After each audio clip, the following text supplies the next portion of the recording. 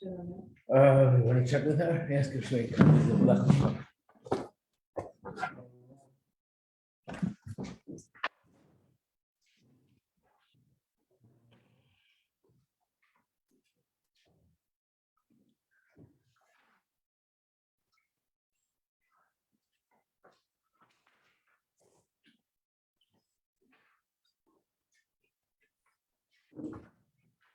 Ziafi, Yes, did I ask you to make copies of Lech Lecha yesterday? I don't I'm remember. trying, this will be my fifth try.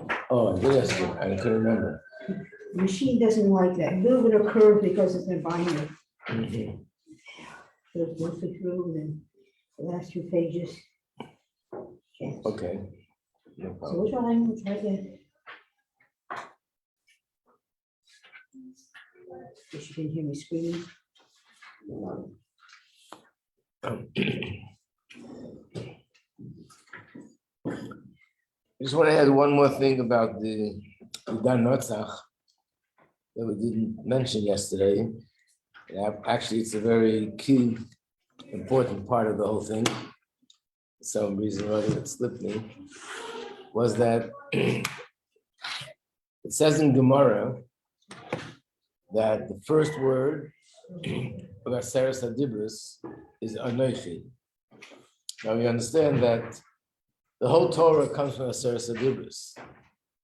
And the Aseres HaDibros, that's the beginning of everything, which includes everything. And the first word of the entire Aseres HaDibros includes the entire Aseres HaDibros. And what's that first word? Anochi. So the Gemara says Anochi is 4 letters, Aleph, Nun, Chav, Yud. It's an acronym of 4 words. Ano, Nafshi, Ksavis, Yehovis. Ano means I. Nafshi, my soul. Hashem is saying, I, my soul. Ksavis, I wrote it up. Yehovis, I put it in. In other words, Hashem says, I wrote myself in the Torah. Ano, Nafshi, Ksavis, from the word kativa, right? And Yehovis is a pure Aramaic word. Sorry, because Yaakov was upstairs when you went down. Yeah. Yehovis is Aramaic. Yud K, Yud Hey,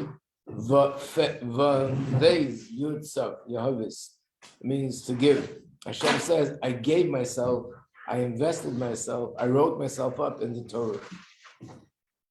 And it says, Tzadikim Doimim Laberim. Tzadikim are similar, they're sort of a reflection of their creator. So just like Hashem invests himself in his Torah, that's how tzaddikim invest themselves in their writings. Which means that, that each Rebbe who wrote the books of Torah, the books of Chassidus, it's not only that we have their teachings there, they themselves are invested in that. And that's why when these manuscripts and books were transferred from Rebbe to Rebbe, this is like almost like the physical embodiment of the Rebbe. This brought the Rebbe into this world and brought the continuation and the chain of one Rebbe to another Rebbe.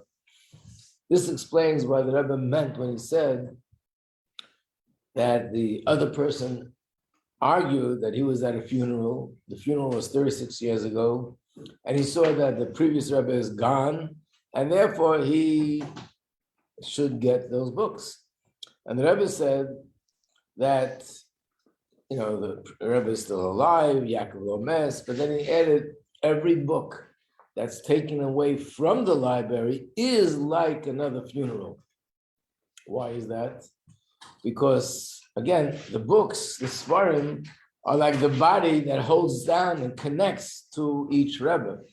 And by taking away those books, desecrating them, and God forbid, sending them away to a place like the Vatican, what you're doing is you're severing the connection between the Rebbe and his books.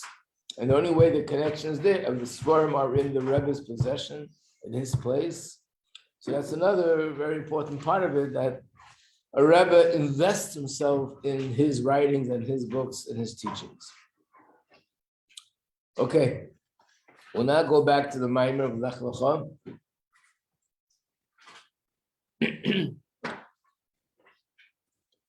Now, this is a thought that is just homemade, just sharing it with you.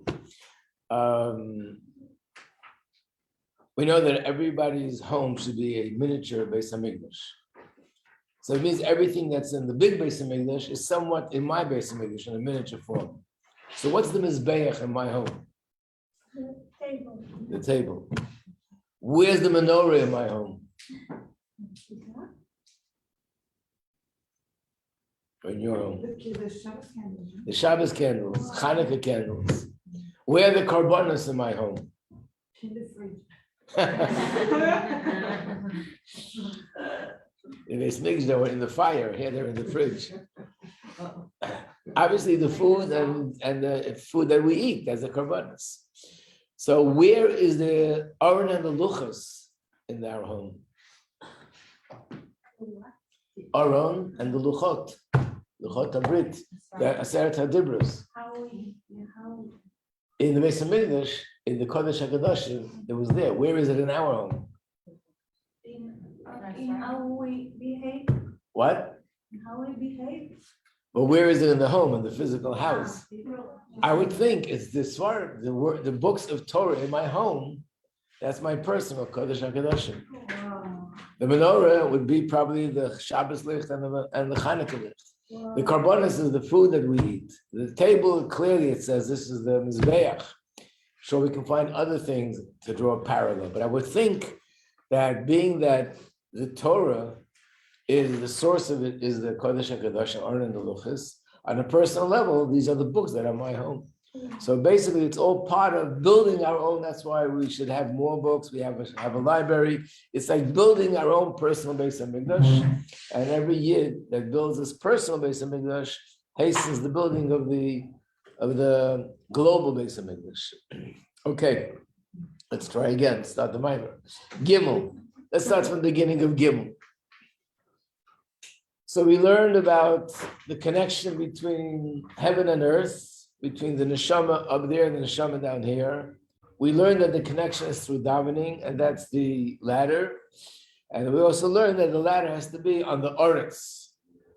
And what's the Oretz? The Oretz is the sphere of Malchus. Now he's going to explain what it means the ladder has to be on the Oretz in a spiritual sense, in our personal avodah. So we'll start with Gimel again. Bir ha'inyan dinei omra b'seinu zal, our sages have taught us, lo man nikra shmo eretz. Sorry. Baruch atah Adonai Eloheinu melech haolam sha'akol nived. Why is the land called Eretz? The word Eretz comes from the term ratzon, desire, will. It's a land that wants to do the desire of its creator, which is Hashem. Like we said yesterday, even though land, earth, is daimim, has no life to it, there's no consciousness to it, but nevertheless, there is a malach that's in charge of it. And that's its entire desire, just to do what Hashem wants. And therefore, when you live in such a land, when you live in Eretz Yisrael, or you find yourself in such a land, the land sort of inspires us to have that nature to want to do what Hashem wants. So Eretz, the Indian of Eretz, earth in general, is Indian Anov Shiflus. What does it represent? Which character trait does it represent? Humility. Just like physically, the land is something that people step all over it, and it's okay with it. It doesn't scream and shout, "Why are you stepping all over me?" That means the land represents a character trait of humility, and therefore the land is not disturbed by the fact that other people are higher than me. Again, let's not confuse this, chas v'shalom, to say that according to Torah, people have to step on me, beat me up, abuse me. That's against Torah. Not only against Torah for them to do it, it's against Torah for me to allow them to do it to me. Every person has an obligation to protect themselves physically, protect themselves spiritually, and protect themselves emotionally. But what does it mean? It means the nature of humility in the right way. By days there, and when a person has this midah, this attribute of humility, only then could he really truly connect to the source of his neshama. That's the general idea. Now he's going to explain. Hine Yisoid ve'ikar haschalas avedis adam. Not only is this an important part, but this is the foundation. Just like a foundation is something which upholds the entire building. The stability of the building depends on the foundation. The stability of our avodah, serving Hashem, depends on this particular attribute. So this is, number one, the foundation. And also, this comes first. In order for a person to serve Hashem, sheyiskarav lelakus, in order to become closer to godliness, hein b'bchinas kiruv, mumata l'mayla. Whether coming close by going mumata l'mayla, lalos midarga l'darga, by rising from one level to another level, ba'aba b'yira b'tfilah, by developing love and fear of Hashem in davening. We know that davening is the time that we develop our emotional bond with Hashem. Emotional bond with Hashem are the feelings of love and fear. There's many more details, but in general, it's always referred to as Ava v'yira, love and fear. And fear doesn't mean chas v'sholom. Maybe I shouldn't say chas v'sholom. It doesn't mean fear of punishment. It means awe, respect, admiration. A person rises and ascends higher and higher until they experience a feeling of love and desire to become connected to Hashem, such a desire that's so strong that it transcends logic and reason and limitations, and he's at a point where he could even be ready to give up his life, or rather his soul just expires, and he has to struggle to contain himself, to struggle to be grounded, so to speak. So that's one way of connecting to Hashem. And also the other way, or it's connecting to Hashem by bringing something that's up there, bringing it down to me. Where is that? That's mainly hamshachas alakuz benafshe b'Torah. That's drawing down godliness through Torah. In other words, when you learn Torah, it's not so much about developing my feelings and my closeness to Hashem. It's about taking Hashem's wisdom, Hashem's chokhmah, and absorbing it in my head, internalizing it in my mind, and becoming one with it. And through that, I become elevated. So basically, Torah is taking something that's higher than myself and bringing it down to me. Davening is me ascending up. It's like davening, it says, is in the place of a korban. What's a korban? You take meat, which is physical substance, you put it on a fire, and it's consumed by the fire. The smoke goes up, and it means that the meat is elevated from something physical to become something spiritual. So that's what davening is. In both scenarios, whether it's going up or down, but it's connecting to godliness, in both cases, it's all the time, and in both situations, the foundation that has to be in the way of humility. As it's written, there's a pasuk. Mareh v'kadosh, Hashem is above, Hashem is holy. Eshkeim, I dwell, as daka ushvar ruach. Where do I dwell? By the person who's broken and has a humble spirit. In other words, on one hand, Hashem is far from us, infinite distance from us. He's so high and infinite, far away from us. But where is he found? I mean, lahavdil in Gashmias, people that are very high, whether they have a lot of money, or they have a lot of power, or they have any kind of position where they have a lot of wisdom because academically they're so great. Who do they associate with? Other people that are also up there. The rich people associate with other rich people. And the people that are academically great, they associate with other people that are academically on their level. They're not even going to talk to the people that are not so smart, that don't have PhDs like they do. Who are they? They're nothing. But the Eivishter is the opposite. He's higher than high. There's nothing higher than him. And yet, who does he associate with? After those that are all the way down, meaning those who have humility. That's what Hashem associates with. But someone who has arrogance and yeshus, that person is not a vessel for godliness, which doesn't mean they can't study Torah.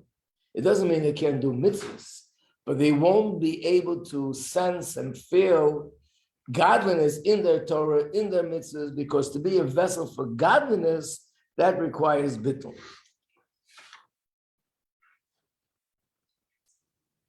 Adarabah, on the contrary, not only they're not a vessel for godliness, they're hepech, they're the opposite of godliness. Yeshus, by definition, is the opposite of godliness. What is Yeshus?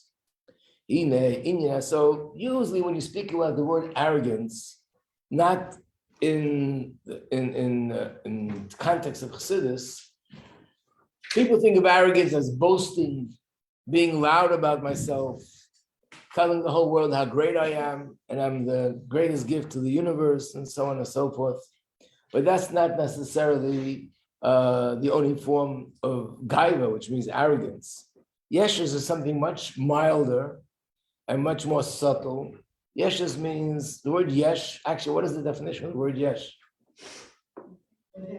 Something. So there is. So what kind of crime did I commit that I am? Self-centered. Oh, so yeshus means an exaggerated focus, an excessive focus on self. There is no word in English that's really the definition of yeshus. I would think the only thing close to it is probably the term narcissist, which is a person who's very focused on self, extremely. Now, we all are aware of ourselves. I know that I'm walking into the room and I'm walking out of the room, and I know that I'm sitting here and I know that I'm talking, but the focus is not on self. I'm focused on whatever it is that I'm doing. But a yesh is someone that whatever he does, he focuses on. So what does it mean for me? What does it mean for my image? What does it mean for my status? What does it mean for my record? And he's always sort of thinking along those lines. Dinyan hagasos. What is gas? Gasos is another word found in Gemara, which means arrogance.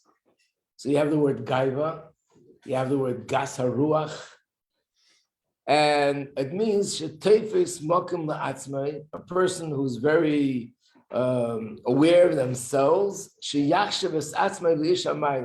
always thinking of himself as a person who is sort of above the rest. Now, he's not a regular person. He's a person with a lot of qualities, always viewing himself and thinking himself as a very special, somebody special. B'derech klal, what? Superiority complex. Some sort of, well, complex, yeah. I mean, he's always thinking of himself as he's more outstanding than everybody else. B'derech klal, in a more general way, is just a hergish, shemargish as atzmei le'ezem etzias dover ma. He is very aware of himself, and that's why mishum zeh yokol b'nei atzmei. That's why he's sort of very precious in his own eyes. The hergish zeh, and this feeling that he's very aware of himself, u'mokal l'chol minira.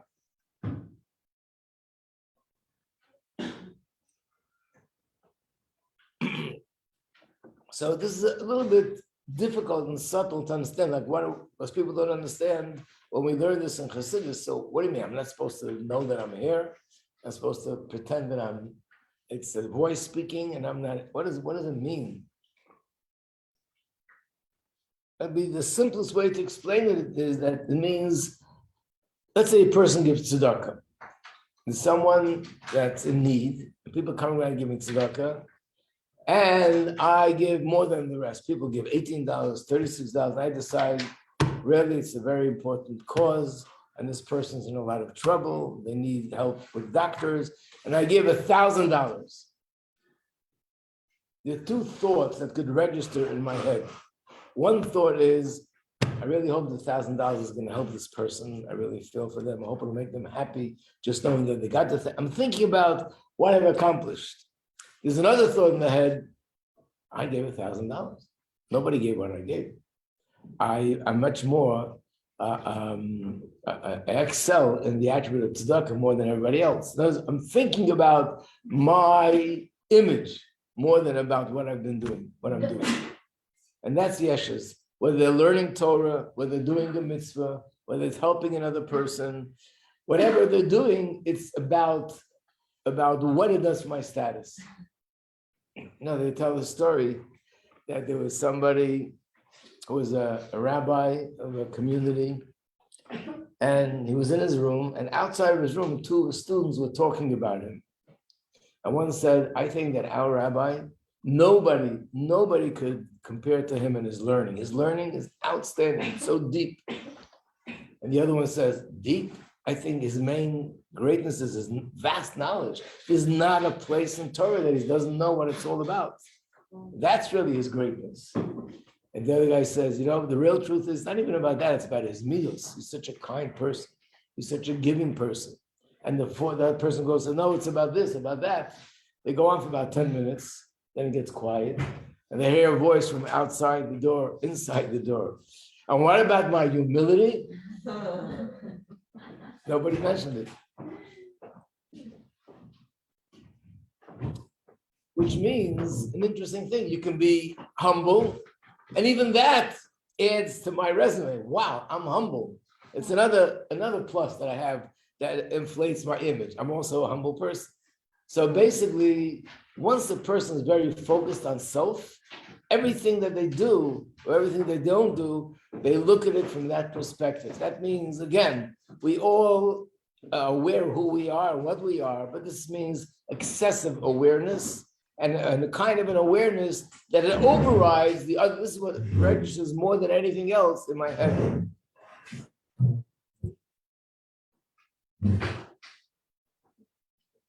So imagine you're learning Torah and you're stuck. You don't understand. You ask your friends, nobody knows the answer, and everybody's puzzled. And you think about it, and you think about it, and suddenly you think of an answer that's brilliant. And everybody that you tell this to, wow, brilliant. What is registering in my head?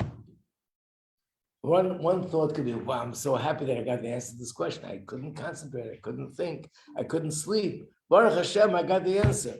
Or, wow, I'm brilliant. Everybody admits that I'm brilliant. Nobody was able to think of it, only me. So it goes back to me. That's yesh.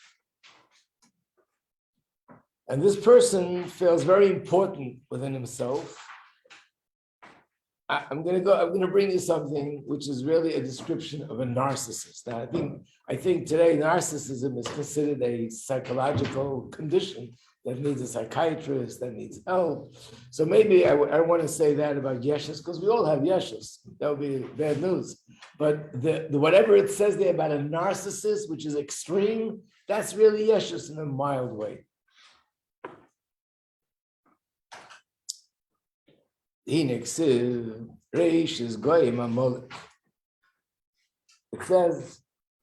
in Parshas Balak, Reish is Goyim Amalek. Let's look it up. These are the words of Bilam.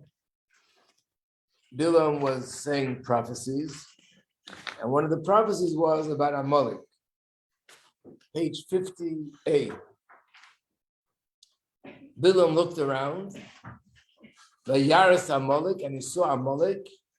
He began to speak, meaning his prophetic speaking, and he said, Reish is Goyim Amalek, the first among the nations, Amalek. But at the end, he'll be lost completely.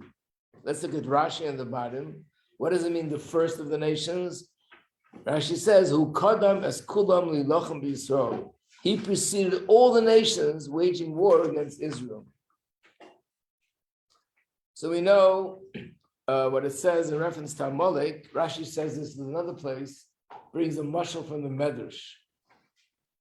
And the mashal of the Medrash is that there was once a hot bath. The water was so hot that it was bubbling. It was like on fire. Everyone was standing around and looking at this water and saying, there's no way you can go near this water because whoever touches this water will be burnt immediately.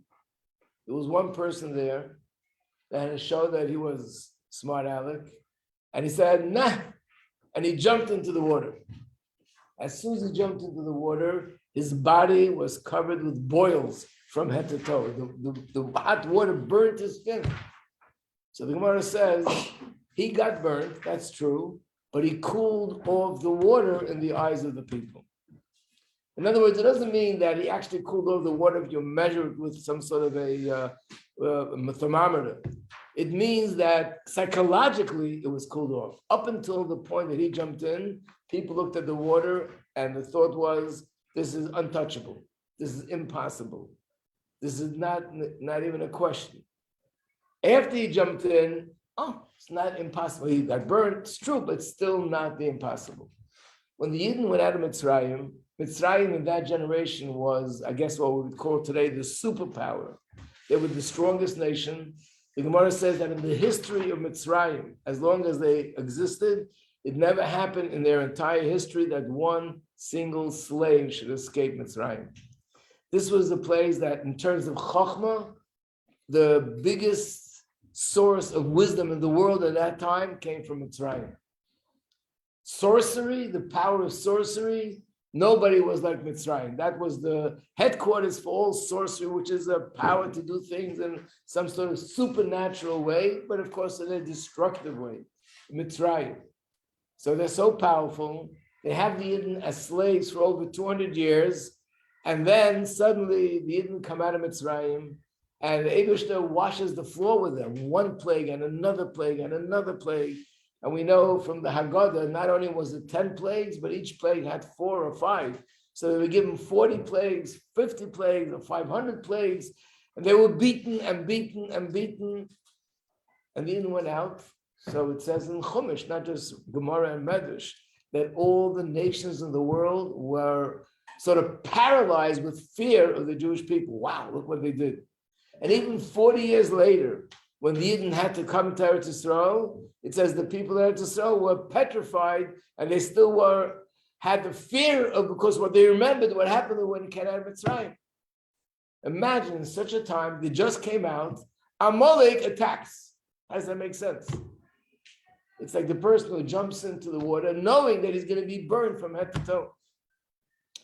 So the answer is Amalek. We spoke about this during Hanukkah. Any of the nations mentioned in Torah, it's a certain klipa. It's a force of klipa. It's embodied in these people and in this nation, but it's a force of klipa. What is the klipa of Amalek? So he's going to explain now that Amalek is Yeshus and Gaiga. So when it says that Amalek was the first to attack, once they attacked us, now that opened the door that the other nations look at it like, oh, it's nothing impossible. They're not untouchable. We can attack. So this was the beginning that opened the door for others to attack. What does it mean in a spiritual sense? Amalek is a klipa, a certain kind of klipa. And this klipa is first. Doesn't mean first chronologically. It means first, this leads to all the other negative character traits. What is the klipa of Amalek? Yeshus v'snasus. Amalek is about pride and about Yeshus. In fact, this is the reason why he came to wage war with the Bnei Yisrael. Like, who was bothering him?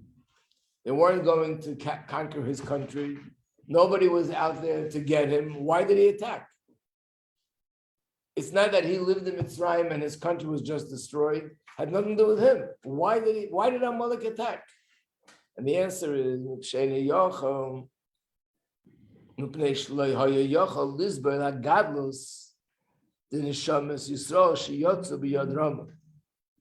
he couldn't tolerate the greatness of the Yidden, that they went out of Mitzrayim with an upraised hand.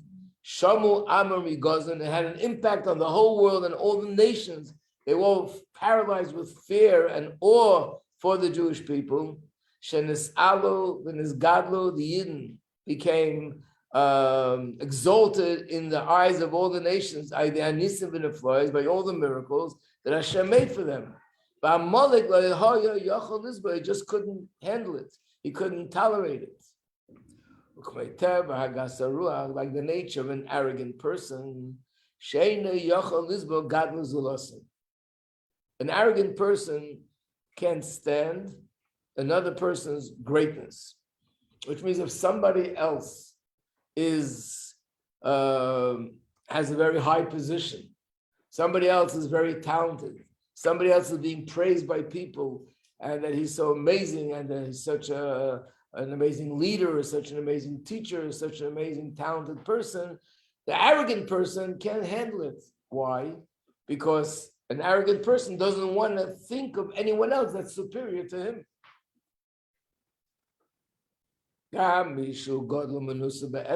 Even someone that really deserves, in essence, to be considered so high. In other words, it's not just fake, artificial greatness, real greatness. Someone who is he's really, truly filled with tremendous qualities. Either qualities in wisdom or midas teves, or qualities in his midas. We're not talking about somebody that sort of prides himself with his own greatness, but he really is a great person. In other words, if this would have been sort of fake, he really is not such a great person and makes a commotion about himself, I can understand. So Amalek can't stand that.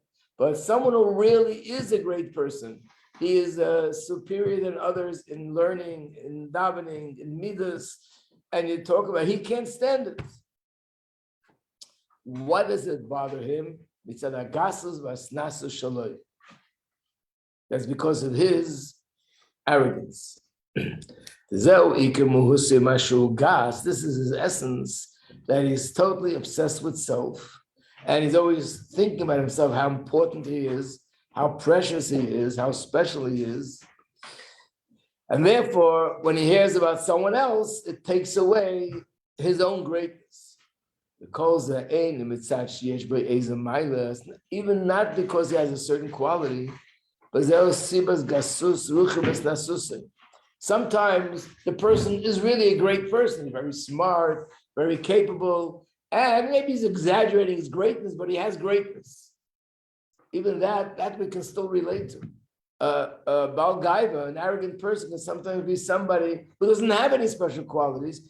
He's only thinking about himself and all this greatness because that's the way he perceives himself as a great person, because of that's his nature as an arrogant person. So it's just it's a sort of a chutzpah from his end that he considers himself so great, even though it's really not true. It's just a matter of glorifying himself in his own eyes. So in a spiritual sense, that's what Amalek is. Amalek is so even though Amalek was a nation that lived in those days, and they also live today, but we don't know who they are. The nations of the world are no longer clearly indicated like they used to be years ago. So there are people in the world that are descendants of Amalek, but halachically, all the halachas of Amalek don't apply to them because we don't know who's who today in terms of the nations. And nevertheless, there's a clip of Amalek that we all have within ourselves. The nation that embodied the klipa, that we don't know who they are today. But the actual klipa is all over, and every person, every yid has Amalek. And what is Amalek? Amalek is this klipa, the union of Yeshus.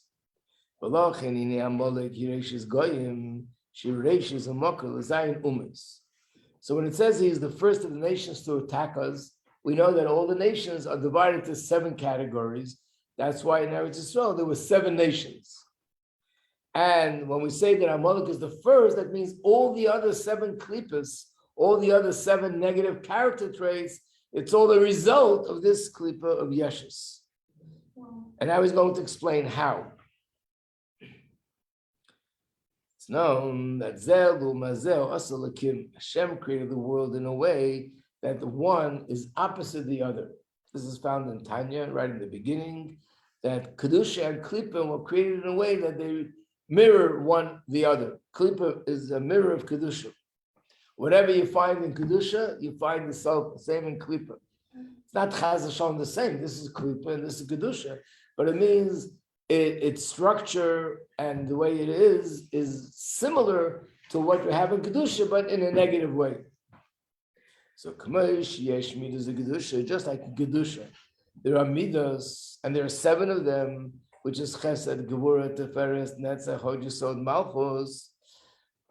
but we always talk about chesed and gevura because these are the two general midas that include all the seven, and therefore we focus on these two because it's easier to follow and understand.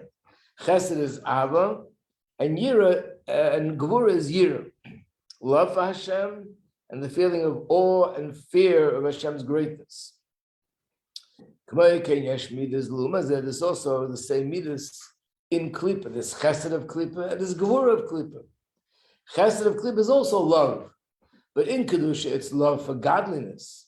In Klippa it's ava zores, love for foreign things. The Tanug Yelam has all the physical pleasures, the materialistic pleasures, and things that are negative, whether it's negative because it's not necessary, or it's negative because it's actually against Torah to have love to this person or to these kind of activities. What's gevura? In kas or ritzicha, a person who has anger, a person who has in him the nature of ritzicha, of killing, and is driven to, God forbid, murder someone. That's a midah. It's gevura of klippa. Teves is a spirus. The spirus means to have pride and be proud, but you can be proud in a positive way. Like a yid is proud that Hashem chose us to do Torah mitzvahs, or you can be proud in a negative way. I mean, there are a lot of different interpretations to Teferes. Of course, literally it means beauty, but in this Maimer right now, he's explaining it, the spirus, it means to be proud. So all the seven, they're all sort of initiated by Amalek, which means if a person would have bittul, then he wouldn't have the other seven either. So now he's going to explain how is it. He's going to give a sort of a little bit of a description how Yeshus and Gaiva could lead to the other negative character traits. Kanira b'chush, we see this explicitly. Mishahu menusa, a person who feels very important within his own eyes and feels superior in himself. He considers himself someone important. Usually this leads also to the feeling that he's very precious in his own eyes. And as a result of that, when people feel that way, they also feel entitled. I should have this, and I should really have that. I deserve to have this, and I deserve to have that because I'm such an important person. So what happens is kol davra ahuv, anything that's lovable, anything that's good and sweet, he wants it very much.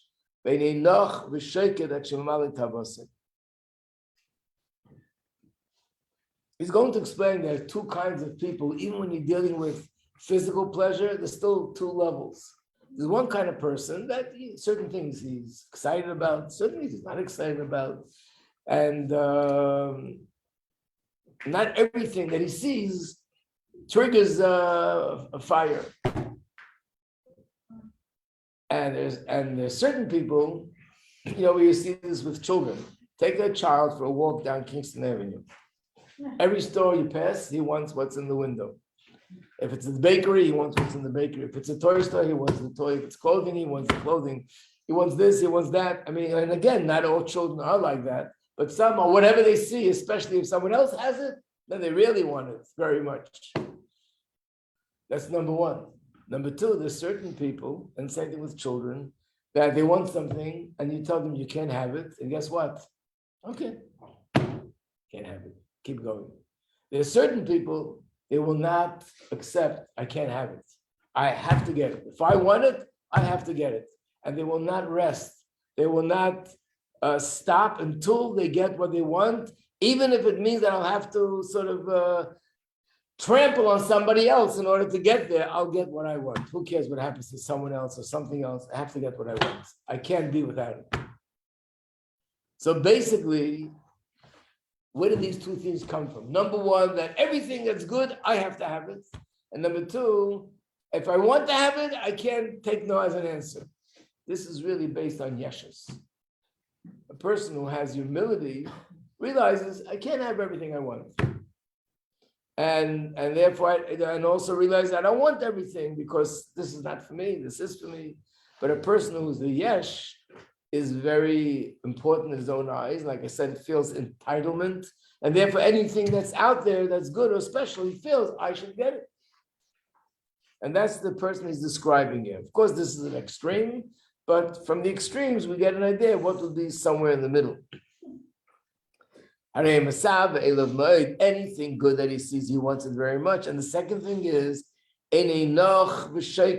he doesn't rest and he doesn't calm down until he gets what he wants. There's a story in Gemara of a person that saw this woman and he desired this woman. One little problem, she was married. But the Gemara said that he got so sick from the fact that he can't have what he wants, that his life was in danger. The doctor said that if he doesn't have what he wants, he's going to die. Now we know that the Torah, in respect for life, does everything. So they came to the Chachamim and they said, could we do something to save this life? Maybe she should get divorced so he should be able to save it. Can you imagine what the answer was? This is his problem, not her problem. But what does it show us? There's a person has a desire for something, and the desire is so strong that he can't, even if it reaches the point that he's going to die, he can't control himself and he can't discipline himself to just say, no, you can't have what you want. That's yeshus. So some people are like that with money, and some people are like that with food, and some people like that with honor, and all sorts of powers, position of power, that they must get it, and if they don't get it, they'll fight, they'll break, they'll destroy, they'll do everything to get what they want. And that's all the result of yeshus. Yeah. Even if it's something good, You mean spiritually good? even if you go to a bookstore and you want everything. You want not everything, but you want a lot. But you don't really need. But you want.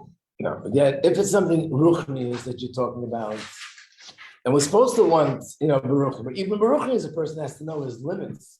But baruchnius, it's the same question. Why do I want? Do I want it because I need it for me to grow spiritually, or because I have to be able to say, I have everything. I have a big library. My library is bigger than your library. So even libraries can turn into yeshus. Even learning can turn into yeshus. So learning is also yeshus? It could turn into yeshus. What's my motivation? Grow spiritually. Oh, if it's to grow spiritually, it's a good thing. But if the motivation is that this will sort of feed into my ego and become more of an important person, then again, that means it might lead a person in the wrong direction. So we have to know what is it that's motivating us.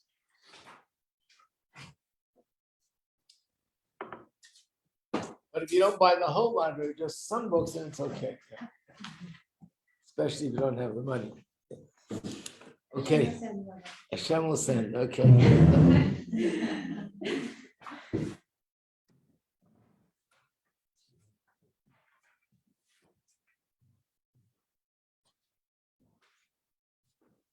Great.